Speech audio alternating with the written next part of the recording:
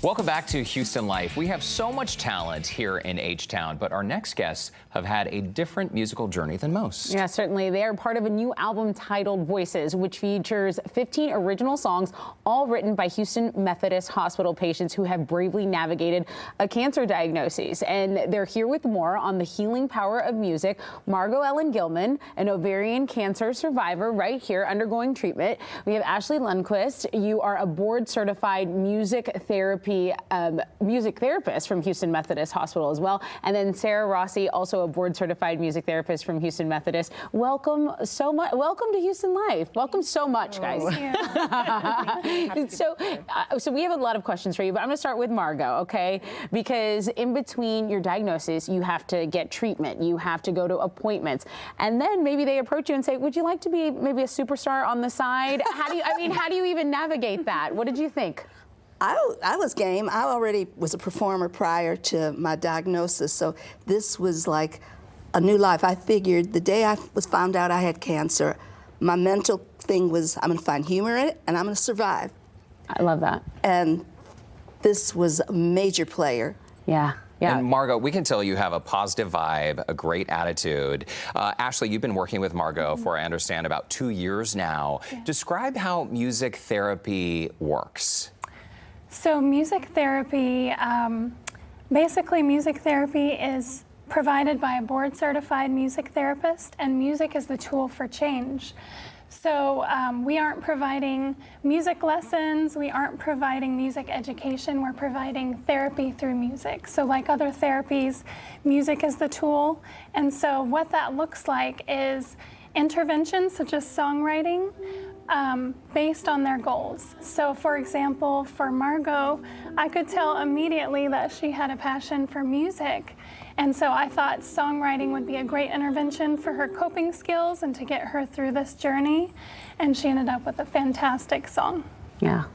And then Sarah, you say that, you know, these patients, no one really knows what they're going through, and really only their nurses, and they kind of know what's going on behind the scenes. So how does this promote healing with the patients that you've seen?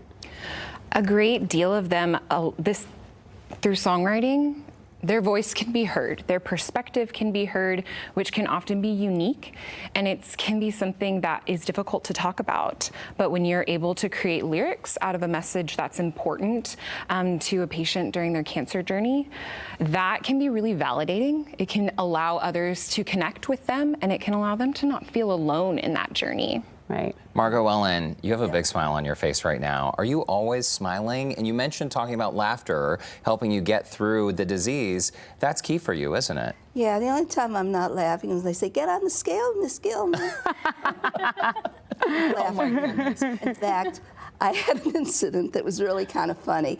Well, it wasn't at the time. They, bad enough you weigh what you weigh, but I had a particular person who added 10 pounds to my weight. And I was really angry, and then I thought, what a great joke. So instead of the flying nun, we called it the floating nurse. Oh. And that's a long story. She was a great lady and everything else, but I made so much fun of that 10 extra pounds. It was food for humor. We've all been there. Like, yes. You get on the scale at the doctor's office and you say, are you sure this is the right number? Double check, you know, and just to keep your sense of humor, I mean, we can tell you really radiate a light. But I have another question for Ashley. You know, you guys took around 3 years. This is an album that's 3 years in the making, and some of the people on the album, they actually passed away before the album release party. Can you talk about what the party was like? Because it was a celebration, but it was almost like a remembrance and an honoring as well. It was. So this ceremony was so special. Like you said, the album was 3 years in the making, and so our goal behind the ceremony was to honor each patient and each person on this album.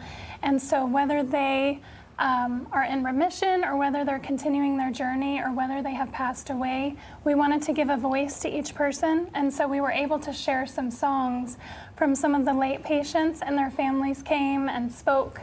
And it was such an amazing experience, but also an emotional experience. But we were grateful to be able to honor their memory. I can imagine that was a very touching evening. Yes. Margo-Ellen, your fight is not over, but you look great, and we wish you all the best. Ashley, Sarah, great meeting all of you, but sit tight, though, because they're about to perform their original song titled Laughter is the Answer. And the song is featured on the album Voices, which is available to listen for free.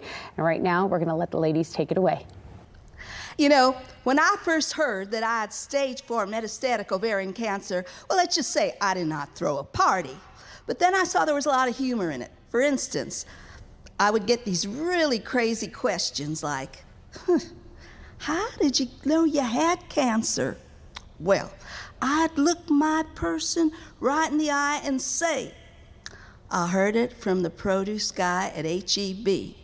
He said to me, ma'am, I got bad news for you. You have stage 4 metastatic ovarian cancer. Oh yeah, and by the way, Rainier cherries have gone up to $12.99 a pound. Well, ain't that the pits? When I first heard the news, I had cancer teal blues, but I chose to fight with all my might. I chose not to cry, I chose not to die, I decided that I would survive. Giving up, I wouldn't dare immerse myself in faith and prayer, laughing at my nemesis head on. Laughter is the answer, how I cope with cancer, the darkest tunnel always sheds some light. A dismal hour can still invoke the substance for a funny joke. My ultimate decision is ultimate remission. I laugh at cancer till it disappears.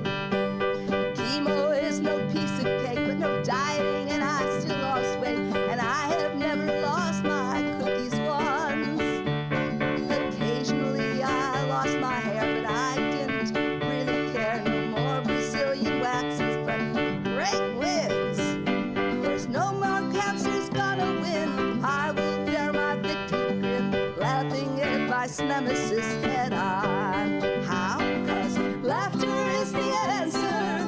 How we cope with cancer. The darkest tunnel always sheds some light.